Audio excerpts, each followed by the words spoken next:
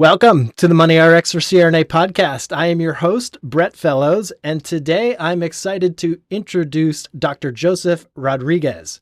Joe is the Chief Development Officer and co-founder of Guide Anesthesia, which has grown from a single office in 2014 to managing over 150 anesthesia providers across Arizona and Texas. He's also co-host of the Anesthesia Deconstructed, a successful anesthesia podcast, has served on the AANA board of directors, and is an admin of the Nurse Anesthesiologist group on Facebook, which is one of the largest and most influential CRNA communities online with over 12,000 members. And with that, let's welcome Joseph Rodriguez to the podcast. Joseph, welcome. Thank you for being here today. Thank you, Brett. Thanks for having me on. Was that about me? That was about you. Community college that is grad, about man. you. No.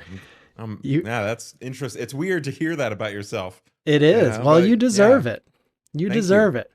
So I'm really, as I was speaking to you offline, Joe, I'm really excited to have you on today. We have had leaders in anesthesia service providers before, but for you, I'm really excited just because of how much you give back to the community. And you talk a lot about leadership and a lot of experience, but you've also given back a ton to the community, both literally and figuratively. So I'm excited really to dive into that today. Let's start by talking about your journey. As I mentioned, you've grown Guide Anesthesia to a 150 provider operation, but can you talk about your journey as a CRNA and why you started Guide Anesthesia in the first place? Sure. The moment to start Guide, its previous iteration was an Arizona-based name, was like so many ideas. It was based off of, a negative thing that happened. And I reached out to the leader of the group that I was in. And I said, hey, I'd really like to, this is a great practice. I love the autonomy. It was run chaotically, to say the least. And I reached out and I said, hey, I'd really like to be part of things. I'd like to, help with the schedule or just be a leader in the group. And the individual who ran the group said to me, and I remember right where I was like sitting on the couch and in the lounge, and he was at the edge of the room and just looked at me and said, if you wanted to do that, you should have been an MD. And he turned his back on me and walked out. Yeah. And I was like, so I'm sitting alone. I was like, okay, this is it. Then I began to, try to seek out people that I trusted, people whose values were aligned. And I had some great MD relationships there, some great CRNA relationships in the city. And that's where it began. Wow. That's fantastic. Yeah, and for clarity, I effectively had an idea, but I immediately reached out to two other individuals who effectively got it off the ground, Ali Bagai and Randy Quinn. I would be remiss if I didn't mention them in the founding of things. And then we began, it's a team effort over time. You can only do so much as individuals. So we began to add other key players. But I want to keep the initial, I'm not known for my brevity. So I want to keep the initial answer as concise as possible. So is it just a matter of that, let's say, experience you had with that leader, or did you also see a hole in the marketplace, kind of this blue ocean opportunity where you could add value doing things in a different way? I wish I could claim that level of insight.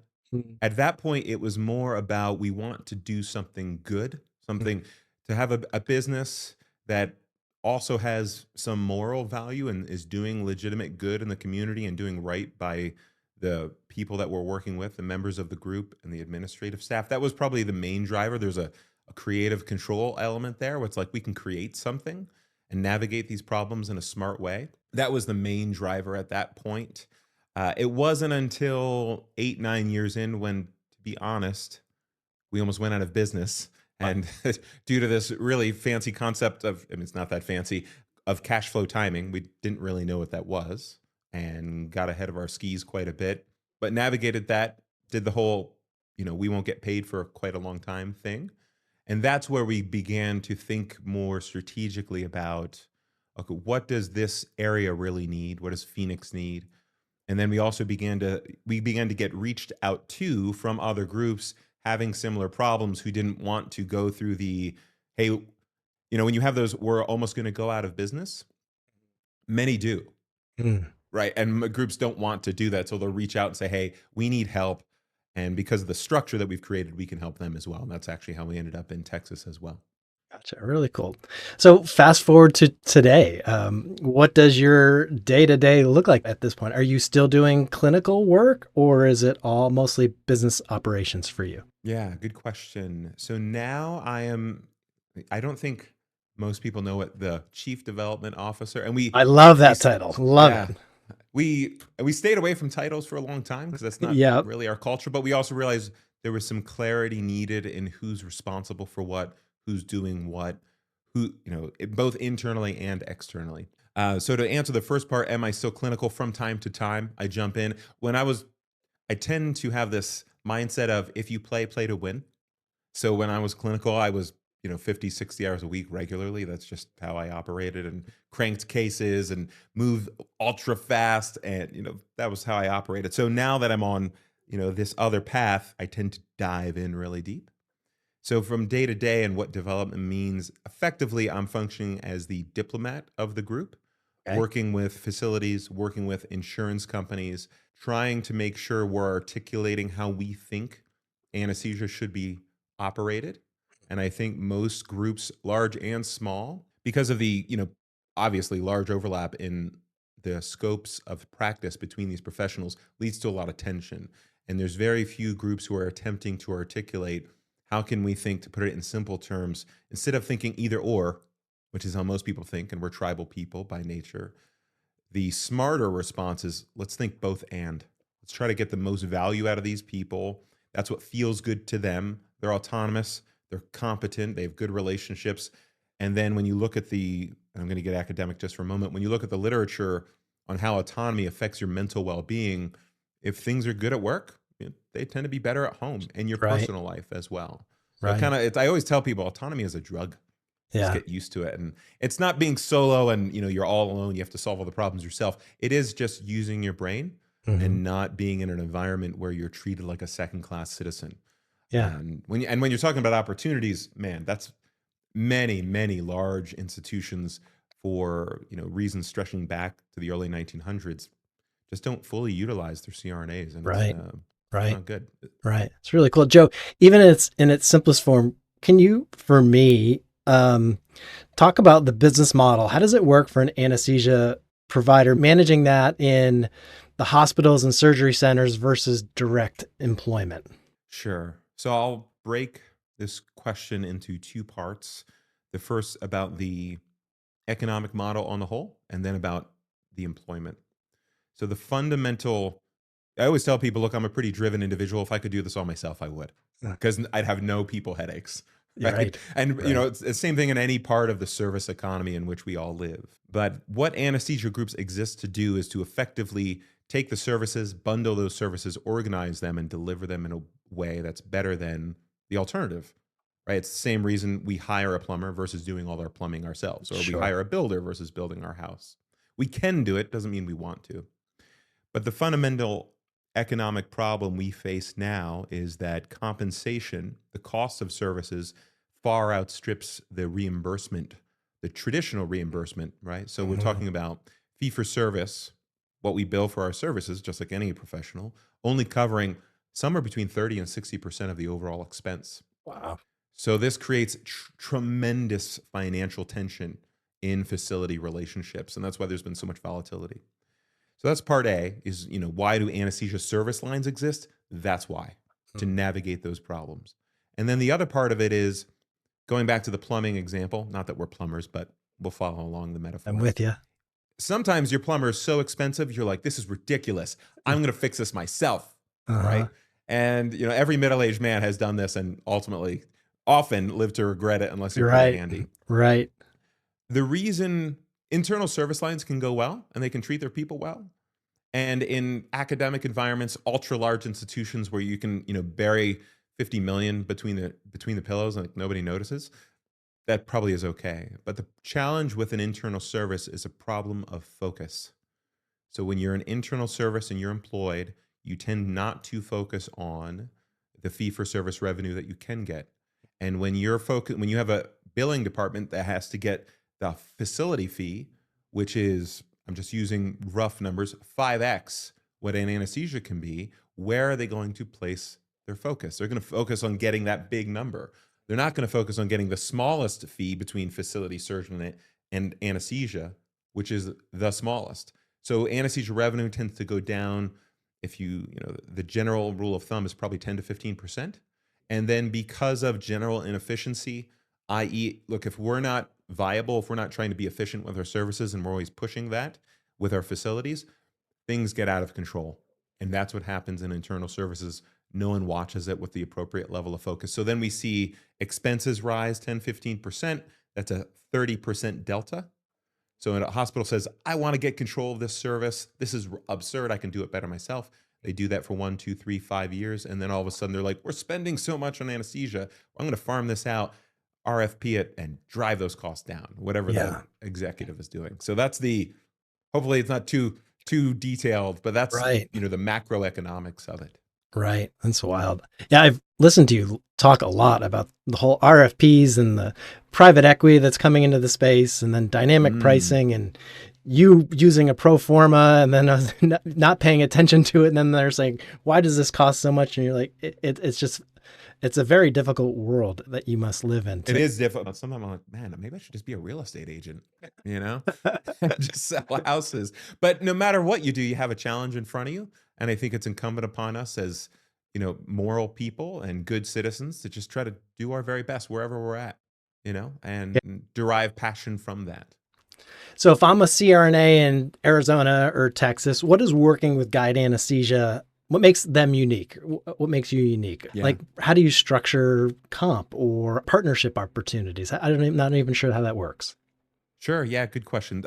Maybe two main highlights. The first is going back to this idea of the group exists in part to serve its members. So rather than a top-down, this is my group, you won't hear language like that at Guide. We're a 1099 group, but there's not an emphasis on you're a contractor, therefore you'll do what we say. The emphasis is, look, the group exists as a framework to empower local clinicians. Because myself, Allie, Randy, Howie, Sam, Michelle, all these people, Joe and Aaron, all of these people, they're really good at anesthesia. Yeah. So it's like our value is creating a structure where they can do well. Because speaking for myself, I was that individual who was deeply frustrated, right? If I had that framework, I would have taken off with it. I tried to, and they, swatted me down. That's one part. And then the other part is, how can we build more adhesion and long-termism into the relationship? And I think part of the reason private equity has gotten such a bad rep is because they are, it's kind of influenced by, this kind of Jack Welch, cut the bottom 10%, quarterly earnings are the only thing that we live by. That's the only thing that matters. It's kind of this corrupted version of capitalism. Everybody loves capitalism when they're groceries and this doesn't happen for them. Or when something gets cheaper, right? Then we're like, I'm capitalist with my own money. But we don't like capitalism or free markets or free enterprise when the system isn't working. And if it's not lifting all boats, it's not working. Yeah. And private equity, Red Lobster is a great example. If those people want to Google it, have created this short-term environment. So for us, we begin to think, how can we make it long-term? So every, what we call primary team member of the organization, or like essentially full-time, there's certain thresholds you have to meet. They get shares in the organization. And for a CRNA-owned company, this is exceedingly rare, right, to have this program in place. And thankfully, we actually work with an MBA that was one of our former clients. So we got built trust, and he helped navigate us because that was a little beyond our experience. But it's been a difference maker. Yeah.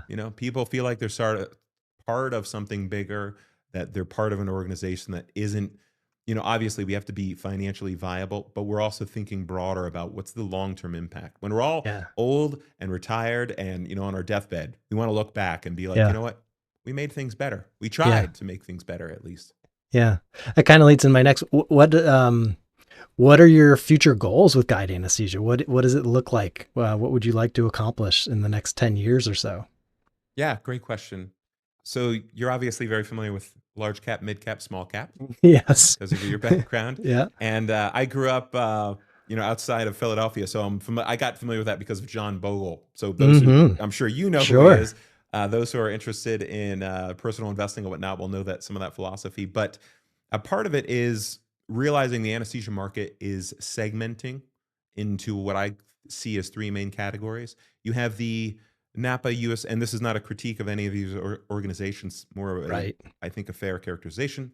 Ultra large groups, large cap, taking on those quaternary care centers, academic medical centers, 50 sites of service, that type of world. And we do some of that.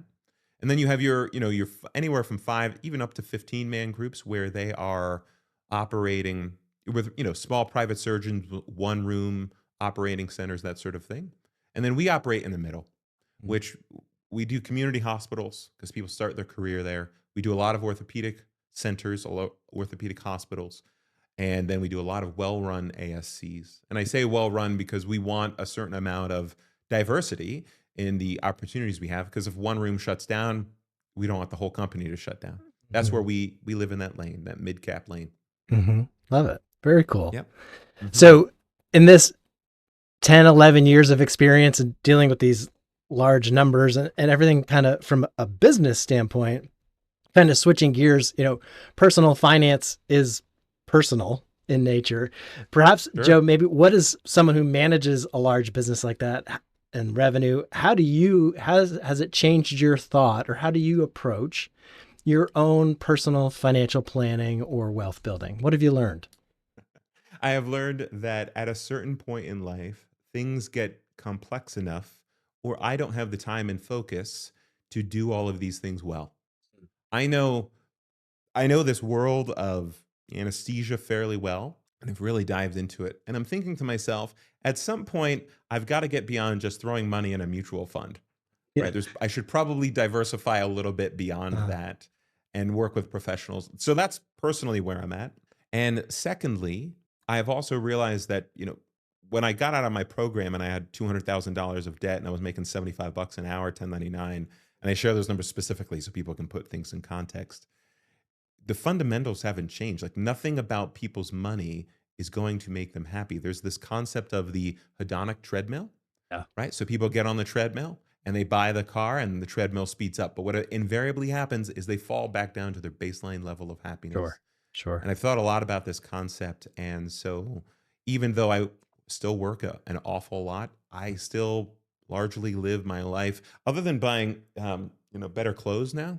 Okay. I'm like, all right, I'm going to splurge. I'm going to really splurge. Everyone's going to know how much of a splurge I am by buying smart wool clothes. There you go. Do that because they hold up really well. Right. So I don't have to keep buying Buying, junk, right. Absolutely. So I have like 6 of these. I love it. That's like my splurging, because ultimately money is people get uncomfortable. I'm not entirely sure why. It's just a resource. It's just people on the internet right now, they're saying, oh, don't trade your time for money. And I'm like, everything is a trade of time and money. Yeah. Literally everything. Yeah. Right. So it's like, no, I've worked hard. I've put my time in. I've been, individually profitable from that work, just like we all should profit from our work. Spend less than you earn. Yeah. Kind of along those lines, back to maybe it was 2014, many CRNAs kind of dream of starting their own groups, but can be intimidated from the business side of things. What would you tell them about the financial realities of starting something like you did? Sure. The first thing I would tell them is, if you have any desire for work-life balance, don't do it. And I mean that very sincerely. Most people think of their professional life as like, I'm just, going to go out and do these things. And in reality, they have this view of professional life like it's a zoo, like you're walking through a zoo, looking at the different exhibits and everything just works out okay. And that's not reality. The reality is it's more like a jungle where you can be killed, right? Someone's coming for your proverbial lunch. And look, in the broad scope of humanity, all of us are going to be okay. Look, hot showers just got invented like 100 years ago, and we all take it for granted. Right. So in the scope of reality, we're going to be okay. So I encourage people to take a deep breath. But I also encourage people, if you want to create something, there's absolutely nothing promised to you. Act accordingly. Like, don't be surprised if you fail a lot. If people, the general rule of thumb in the service, especially in this industry, is like 5 to 11% as far as net income after you pay for costs. But what most people fail to understand is, besides the things that we've identified, all the problems that can occur to that 5, and our organization, I can faithfully say, has never been above single digits ever. because it's hard to do Sure. these things. And many, like the first 7 or 8 years, it was effectively 1 or 2%. It Right. was Right. not really worth it. But there's a creative element to it, and that's for us. That's the driver more than anything else. And we've Yeah. realized if you don't have a margin, you won't have a mission. To Mm, be cliche about mm. it, but that's really true. Like in that year when we almost ran out of business, we were like, no, we have to be prepared. There are known unknowns and unknown unknowns, to quote Donald Rumsfeld, making it a Okay. 90s reference, Yeah. right? You just have to prepare for those sorts of things. So I tell people, look, there is no work-life balance if you want to do this sort of thing. And if you want to do it, you need to do it because you want to create something. Yeah. And then if you Yeah. don't make any money, you're still satisfied. You're still Yeah. happy, Mm. right? Yeah. Love it. Yeah. I'd love to talk about some of the policy and advocacy work you've done. I heard your story about, I think graduating from I CRNA deny school, everything. you had Okay. 200 grand in debt, and someone was like, you got to get involved with the CRNA community. And you're like, what? No, I have so much debt. I need to work to pay this off. But you did get involved, and you eventually served on the AANA board. And I'd love Mhm. to know, like, what was that experience like? And can you talk a little about how regulations impact the day-to-day work of CRNAs? Sure. The experience was awesome. It's one of the most fun and gratifying things you can do is work for a cause that's not. This is what annoys me about business. You have to talk about money. Yeah. But ultimately, even in the nonprofit world, you have to talk about those things. But it's really fun to align around a bigger goal and Mm. just be absolutely exhausted in the pursuit of it. There's something Yeah. deeply satisfying about that. And I love that part. And you're working with great people and you're doing something new and making things better. And ultimately, if you're not making people upset, you're probably not doing something big enough. And Mm-hmm. over the years, especially CRNAs, I made a lot of CRNAs upset. I had Mm-hmm. people who looked at me as almost this favorite son early in Mm-hmm. my career. And then once I began to take positions on internal issues, they looked at me as, you're destroying what we built. Right. And I have since reached out, actually, so I'm going to name a name.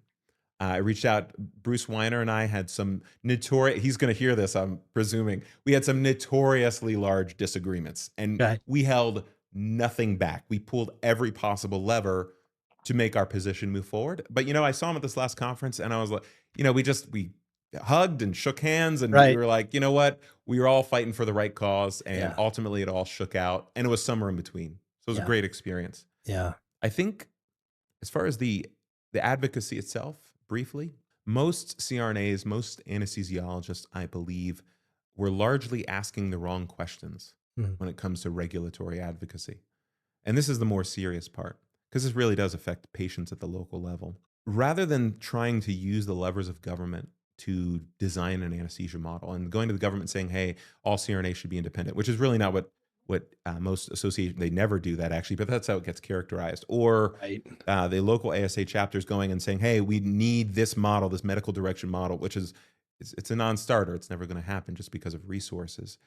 We should be thinking about how do we, to some degree, make sure there's some sort of reasonable baseline of safety, but largely the state government right now is largely incompetent.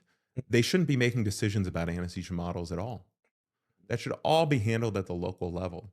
Mm-hmm. So even while advocacy is often, quote, characterized as pro CRNA, in reality, we should be trying to put power and control back at the local level as much as possible. Because Brett, if you're an anesthesiologist and I'm a CRNA, you and I both know what's what. I'm going to know what you're good at. You're going to know what I'm good at.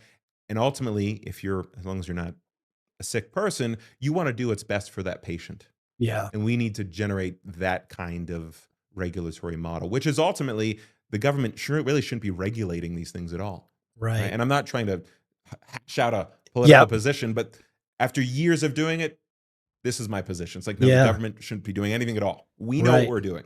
Let Right. the local experts decide what's what. Right. Yeah. And that's, I think, is that long enough answer? Yeah. No, Again, it's perfect. So even having that position, are there changes that you guys see on the horizon? Perhaps CRNAs should be prepared for, whether it's financially or otherwise? yes. I think regardless of the regulatory environment, we'll still see progress there. That's the easy answer. That's what most people will say. Regardless of the regulatory environment, the market the people, the surgeons, the patients, the facilities, they need these services. They're going to figure out how to get it, and they already are. And we're seeing that in we're actually also in Florida as well. Okay. So Florida, Texas, and Arizona, we're seeing that everywhere. And the regulatory environment effectively opens the door, right? It just makes it a lot easier. That's the road on which we all drive our individual trains. And that's why when you're doing that work, it's important to have a good road. And in Arizona, that's why we've seen high value models, what I call high value models or collaborative models or autonomous models or whatever you want to call it. The point is, in that market in Phoenix, the anesthesia care team model, and if you have a strict version of that, and that's like the only way you can operate, that's what I would characterize as low value, because you're not, especially when you read the actual text. And I'm using specific words because I know people will listen. When you look at the ASA version of that, the CRNA or the AA is in a pretty low value position. And I would characterize my view as overwhelmingly underutilized, right? So in reality, you can get a lot more value. And in Phoenix, because of a good regulatory environment, the ACT model is probably less than half of that city, which is very unusual for a large metropolitan area.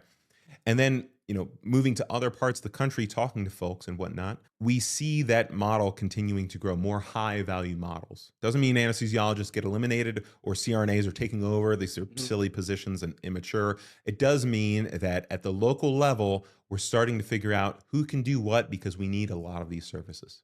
That's what I see going on in the future as well. That's going to continue to happen. And ultimately, the regulatory environment, it's very, very, we don't have a system that incentivizes smart policy, right?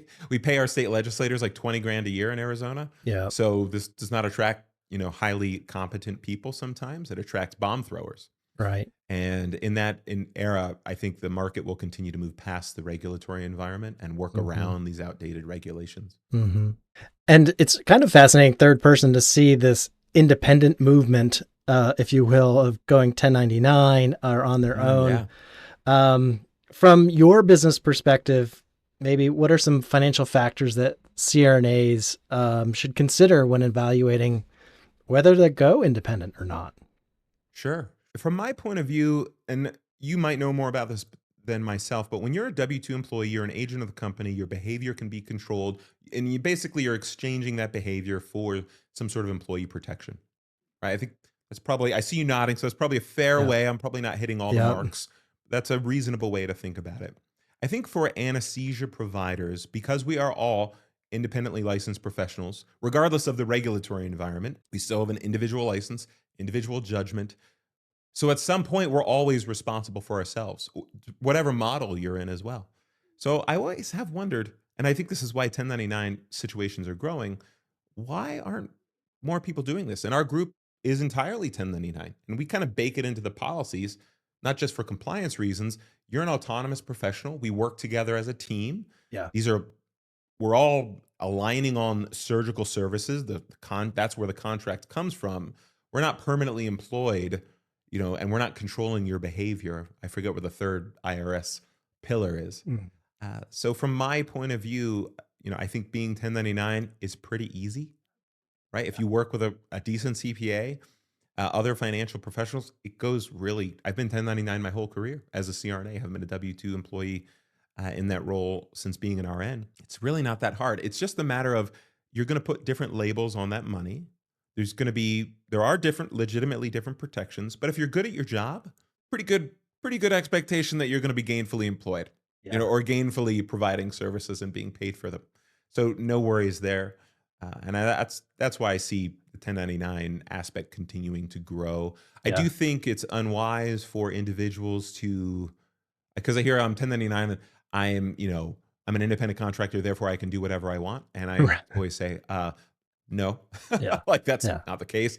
Ultimately, if there's no surgeries or the surgeon doesn't want your services, then really doesn't matter what label you put on. Right. It is about what agreement you come to on a mutual basis, an annual contract, a 90-day contract, whatever it is, and that's how it works. Whereas with W-2 employment, it's just a lot easier.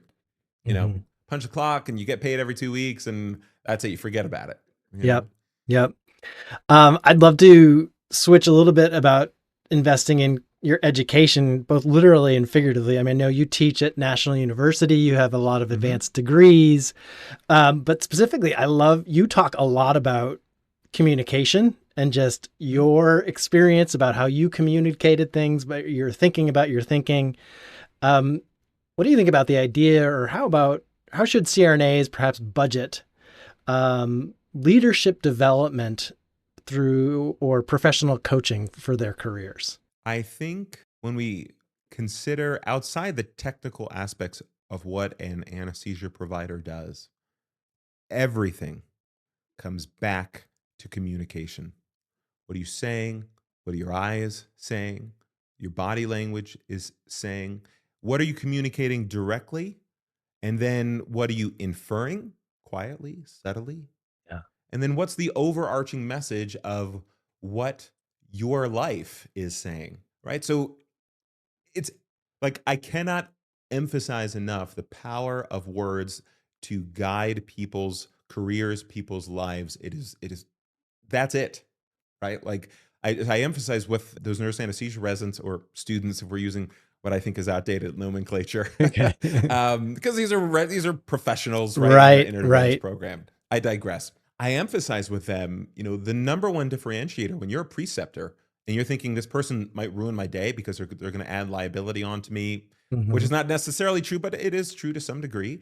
It's like it's the way you communicate, and if you can verbalize and articulate your plan of care and your thought process, it's an X factor in terms of how you are perceived.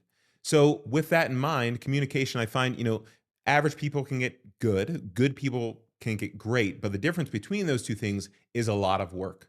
And I Yeah. do a lot of speaking around the country and that sort of thing, but most people don't know that I've also done speaking where I cut the presentation short and I Mhm. say, you know what, I'm just not feeling well. I got to get off this stage. And I literally walk off.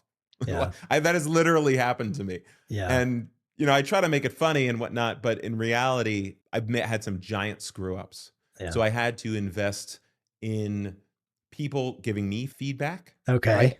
And that can happen through coaching services and things of that nature. I will often reach out to peers and say, I need you to tell me the worst possible characterization of me so I can mitigate those risks. Mm. And here they are. You come off arrogant. You talk too much. You seem superficial at times. You're always on. You're a little too Interesting. polished, not very genuine, right? And I like that's feedback I've gotten over the years, Yeah. and I've realized I do that because I was an insecure kid and I wanted Sure. everything to be pristine and all that sort of thing. And now I've realized the balance between using the appropriate decorum to say, hey, in this area, we want to be polished. We want to Yeah. be pristine with our speech.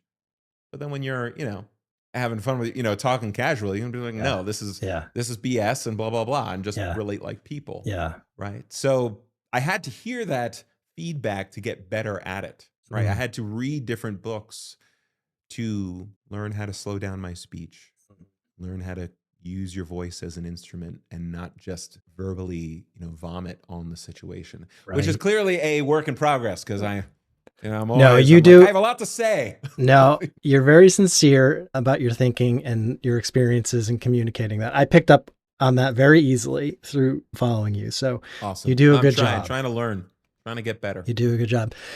Speaking of speaking, talk to me about the podcast. So Anesthesia Deconstructed, how did that come about? Was that just a platform that, was Yeah. part of your business model, or did it evolve more organically? Yeah, great question. Anesthesia Deconstructed, there's 2 points to make here. The first is there's a lot of tremendously bad information on the internet, Mm-hmm.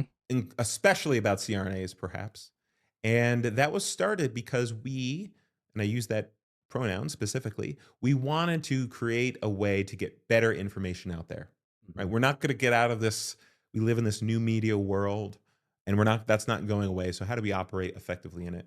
And the second part is, even though I've been largely the primary host over the past 2-ish years, that was actually started by a colleague of mine, close personal friend Yeah. I've known for, 15 years now, Mike McKinnon. So he started it and he's an initiator.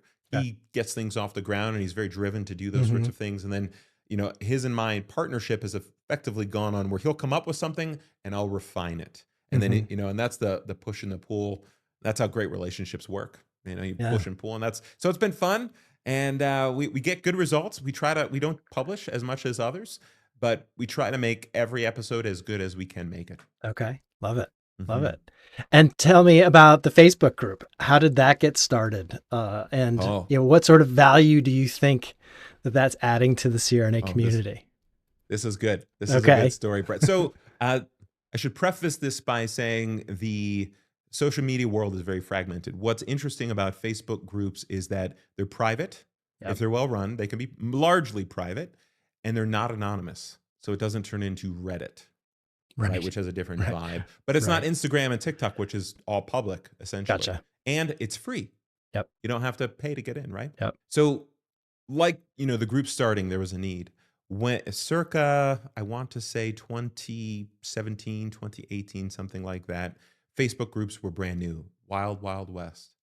And we saw very influential people using their words in very damaging ways. And that made an immense impression on me, not only because individually I had $200,000 of debt, that I was trying to pay off, and I didn't want anything inhibiting that, but also because I am a believer in, we have to work hard as individuals, but we also have to work hard to protect the community, not in a tribal way, in a collaborative way. But if we're all going to be on this road of anesthesia, we should invest in that railroad.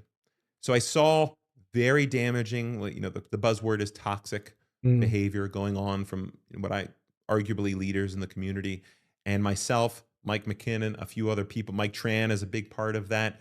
Actually, he's probably the biggest part of it at this Okay. point that people don't know. We decided we need an alternative where people have reasonable freedom, not to throw bombs and effectively talk about anything and everything. There's enough politics in the world. We don't need to hear more about politics, Mhm. but we need a space that is lightly editorialized, so it's focused, but people can share what they like. Yeah. And they can feel free to disagree and disagree more and disagree respectfully. And as long as that happens, it's very lightly moderate. In fact, we don't approve posts, Gotcha. which is unusual for a group Yep. that size. And so there's other alternatives which are different and larger, but we like the little space that we've carved out, and it's a good little community. Yeah. People can often just post and say, "Hey, I'm Bob. I need help with this," and they'll get 3, 4, 5 Mhm. responses pretty quick. Love it. Very cool. Yep. As we kind of come towards the end here, I don't love this word of balance, but when you think about your career as a leadership, clinical practice, and how do you structure your life to seek kind of balance? You're Yeah. married and you've got hobbies, I'm sure. So how do you approach that? What have you learned, and how do you Yeah. adapt that to your lifestyle? Good question. So, when it comes to this idea of balance, the foolish way is to try to erect this barrier between areas of your life and say one will never affect the other. And that there's a time and a place for that. But in reality, we're living every part of our life. So, from my point of view, I try to think about how can I make sure that I'm performing at a high level in all of these areas, whether it's being a devoted husband, a son, a loyal friend, um, you know, having excellence at work for people who are depending on me, and making sure I'm finding whatever that is. And I know it's different for me than most. I'm making sure I'm striving after what I really want. And if I'm doing what I really want, when I take the introspective time to think, what do I really want? How Mhm. kind of person do I want to be in these different areas of my life? Yeah. And make sure I'm checking in every once in a while and think I'm in the right direction. I'm on the right road. That's the most important question is what do you really want out of your life, out of your career? And when you know that, all of a sudden you can have unbelievable focus. And this idea of work-life balance, I should only work these strict amount of whether it's a lot or a little. I think if you have no concept of these things, you chase goals that don't matter to you. That's where people get burnt out on their careers. Sure. And on the other side of it, you become hedonistic and you're constantly chasing the new thing. You're buying the new car, you're going on a new vacation, you're spending all your money, and you're still not happy. And it's because you're not taking the time to think about what you really want. Yeah. So I think that's the question underneath that. How do you stay balanced in life? How do you integrate these things appropriately? That's the buzzword now is integration. I Mhm. think the more fundamental question is, well, what do you want? So when people reach out like, hey, how do I start this or that? I'm like, the first question you have to ask yourself is, what do you want? Where do you want to be in 3 and Right. 5 and 10 and 20 years? Right. Answer that, and the answer will change over time. But if you answer that, you'll have a lot of energy in these Yeah. different areas. Yeah. It can be a great thing. Yeah. Kind of a fun question. What's something about you, Joe, that we can't find on Google? Oh, that's a good. Okay, so what you won't find on Google, I have my maybe one secret hobby, or it's not that secret, but it's not on Google, is I'm a big fan of stand-up comedy, Oh, because I good. think comedy is like a mirror to society. And Yes. I like when people make fun of the absurdities of various positions. Yes. And I shared, when I was in my 20s, I had that, especially my early 20s, you know, I kept it light in my interactions. So people Right. thought I was kind of a superficial flake, a Yep. flirt, that Yep. sort of thing. And in reality, I was effectively hiding, especially at that point in my life, who I really was. And what I really like to think about is, what are the ideas that move people over time? Mm. So if, anyone wants to nerd out, I can riff on, philosophies about Western civilization, whether it's the Mm-hmm. Enlightenment and John Locke, or, religious philosophy like John Calvin or Thomas Aquinas or anything like that. Or now I've been Yeah. reading Yeah. the Stoics. So even though I love comedy and kind of the craziness of it, I think it relates to these deeper ideas. I always share with Interesting. people, everyone has a philosophy, they just don't know it, Yeah. right? They're just not thinking about it. And Yeah. that's why I try to remind people, it's not just, life is a balance between pleasure and pain. You need both to be Mhm. happy Love long it. term, but most people aren't thinking in those terms. They're thinking about what Instagram is telling them to chase. Yes. Yes. Love it. I will admit my YouTube algorithm at lunch yesterday, I was watching half hour at least worth of Norm Macdonald, how great he was as a comic. And Yeah. I just had forgotten about that. So that's Yeah, funny. it's good. It's good to remind yourself Yeah. of those things, especially Yeah. those people who are putting forth ideas that last over time, Yeah. Yeah. and it's not too common. So, So last two questions, kind of given everything you've seen, policy and anesthesia economics, market dynamics of the CRNA community and world, back to kind of that personal finance tilt, what's the most important financial decision CRNA should make today to protect their future wealth and career options? How would you answer that? it's twofold. Most individuals are operating in a world in which things are very easy. And anyone who watches long-term trends knows it will not always be this way, or at least it's exceedingly unlikely to be this way forever.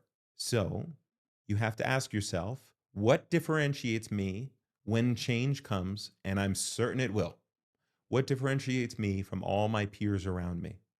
And if change comes and they need to cut off a large part of this department for whatever reason, whether it's a restrictive covenant issue or not, are they going to keep me, or are they going to keep the other people? And if you don't have a good answer to that question, you should take the time to develop it. Okay? So that's the individual answer.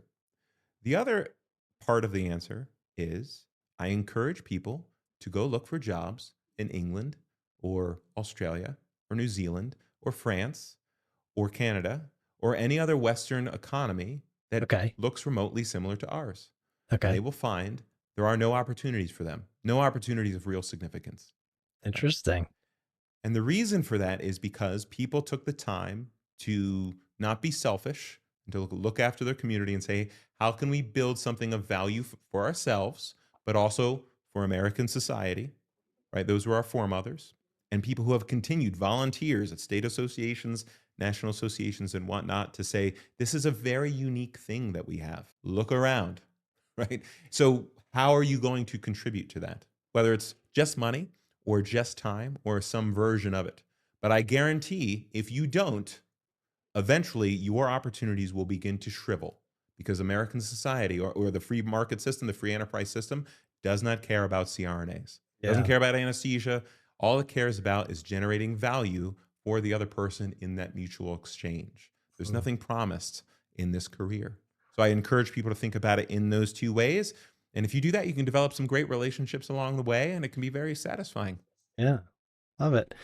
And Joe, this podcast we found is a lot about successful people in the CRNA community, but as you know, from a leadership perspective, success means different things to different people. So I'd love to wrap up by just getting an idea of perhaps what your definition of success means to you.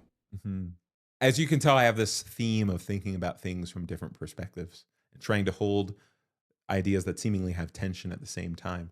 So it's two aspects. First is daily and the other is long term. Okay. From a daily aspect, I want to leave the day absolutely exhausted. I want to leave nothing on the field. Love it. Right? I want to know no matter what, I tried my absolute best to do what was right for myself, for my team, for my patients, so on and so forth. And when I have that feeling, almost no matter the results, I can look back and say, you know what? I tried my best. There's nothing more I can do. And as such, I am not stressed about the outcome. Right? Stress is resistance to existence. Sure. Right? I can't do better than my best. So then long term, there's this thought experiment. I didn't come up with it, but there's this thought experiment of decide what your eulogy should be. Like figure out what people are going to say about you when you're dead and gone, right?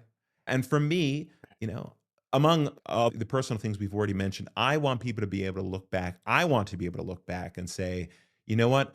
I didn't necessarily choose where I was born or my family or so on and so forth. But here in this little world, we attempted to make things better than they were when we started. And if I can faithfully look at myself in the mirror and say that, I feel pretty good. That's what I'm striving for. It is not a number or, I don't know, going into becoming a monk or anything like that. It's just, being honest with ourselves and saying we strived not just to improve ourselves, but everyone around us as well. Love it. Love it. Thank you so much for sharing that, Joe. Absolutely. Yeah, my pleasure. Well, thank you very much, Dr. Joseph Rodriguez, for being on this episode of Money RX for CRNAs. Awesome. Thank you, Brett. Appreciate it. Thank you.